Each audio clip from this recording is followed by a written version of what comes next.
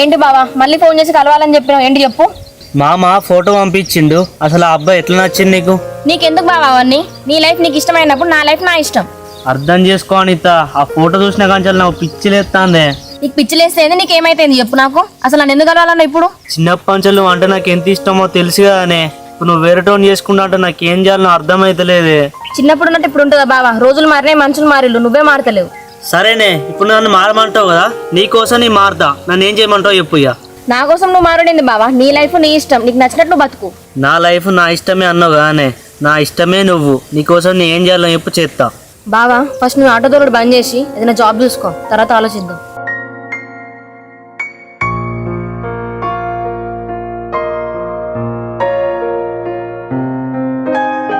సరేనే, ఇప్పుడు ఆటో బంద్ చేసి కార్ డ్రైవింగ్ పోవాలా? ఈ డ్రైవింగ్ ఫీల్డ్ వద్దంటే మళ్ళీ కార్ అంటావు.